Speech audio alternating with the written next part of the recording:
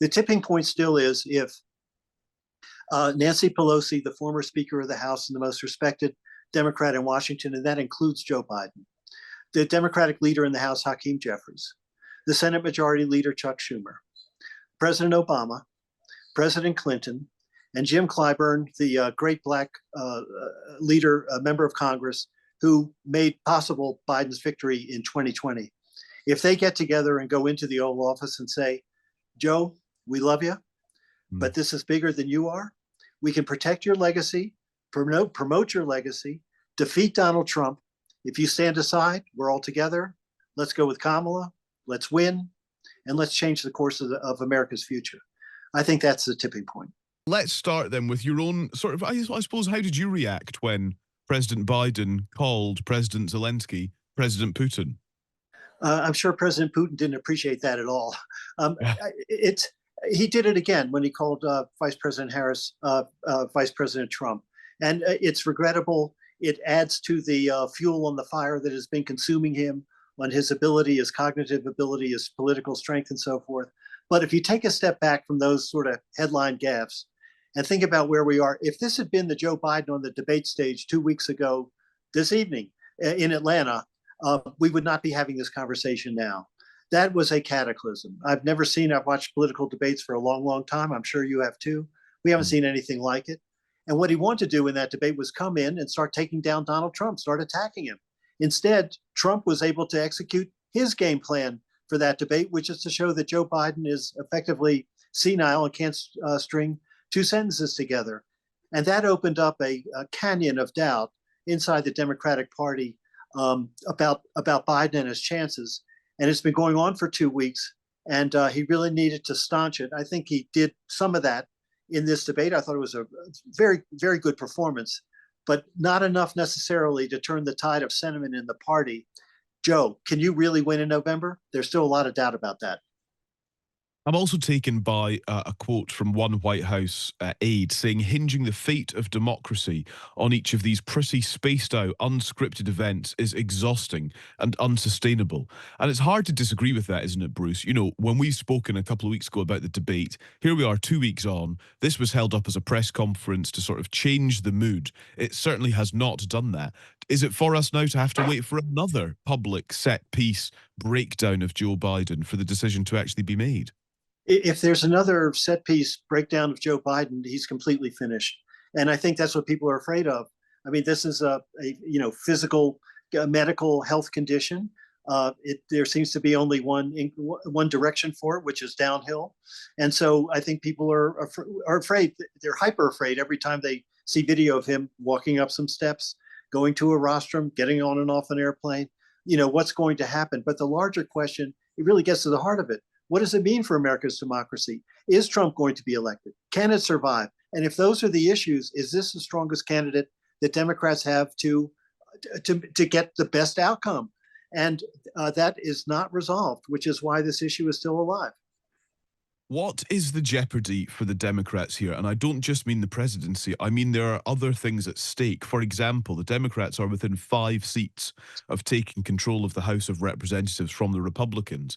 And that surely has to be built into planning here, whether Biden is jeopardizing the chance for the Democrats to have a very effective check on a potential President Trump.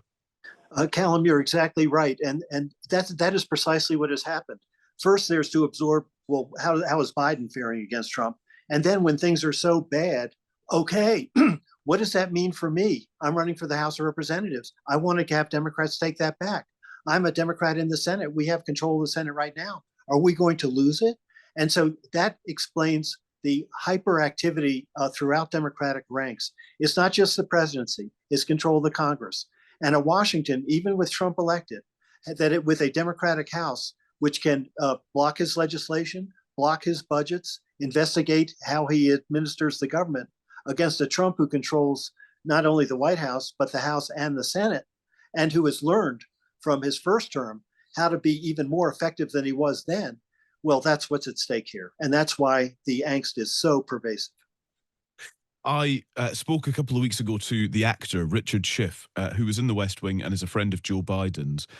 And he was identifying that he thinks the Democrats are scared. They're scared of what comes next if they were to deselect Biden, slash, if Biden was to stand aside as the candidate. But they fear losing. And he said, actually, they need to be more like the characters of the West Wing and stand up and fight and not be fearful of losing, but actually just take on the fight as is. Can you If identify fear within the Democrats, Bruce? if we put up Jeb Bartlett tomorrow, I think Jeb Bartlett would be elected president of the United States. Yeah, Richard What this agrees, by the way. what this has done is really clarify. That question has been clarified over the past 2 weeks. Oh my God, what's going to happen? And there's a clean route and a messy route. The messy route is Biden steps aside, and then all kinds of people get in the race, and you have a messy contest. And the primaries are over, so this would be a series of debates around the country. Then the Biden releases his delegates. The delegates then vote. You get a result. I think people have kind of pulled back from that and saying that's not what we want. Aided by two things. Gavin Newsom, governor of California, looks presidential. He passed the Trump test, looks presidential. He said, I'm not interested in running against Kamala Harris. Gretchen Whitmer, governor of Michigan, very popular, a future star for sure. She says, I'm not interested in running for the presidency. So then the clean option is now very apparent. Biden steps aside, endorses Kamala Harris, brings the party together, and you can go forward with a high-powered, breakthrough ticket, Black woman president. She will choose a vice presidential candidate, could be a Midwest governor that helps hold those Democratic states, Pennsylvania, Michigan, Wisconsin, and suddenly you're back in the ballgame. So I think people were really terrified of what could happen 2 weeks ago, and they see a way to do it better today. Perhaps that's what we're waiting for then, is for the Democrats to have all of this lined up, because I've been sitting, Bruce, this morning, trying to work out what the tipping point is. I think we've got 16 Democrat lawmakers now calling for Biden to stand down. I mean, we have George Clooney this week calling for Biden to stand down. There's any number of other pundits, commentators. I mean, you name it, their voices are very much drowning out any of those who are supporting Biden. And I'm sitting here going, what is the tipping point here? And perhaps the tipping point is they want a meticulous succession plan in place. That's part of it, but the tipping point is more than the number of Democrats in the House who sign a letter or make statements and so forth. The tipping point still is if Nancy Pelosi, the former Speaker of the House and the most respected Democrat in Washington, and that includes Joe Biden, the Democratic leader in the House, Hakeem Jeffries, the Senate Majority Leader, Chuck Schumer, President Obama, President Clinton, and Jim Clyburn, the great Black leader, member of Congress, who made possible Biden's victory in 2020. If they get together and go into the Oval Office and say, Joe, we love you, but this is bigger than you are. We can protect your legacy, promote your legacy, defeat Donald Trump. If you stand aside, we're all together. Let's go with Kamala. Let's win. And let's change the course of America's future. I think that's the tipping point.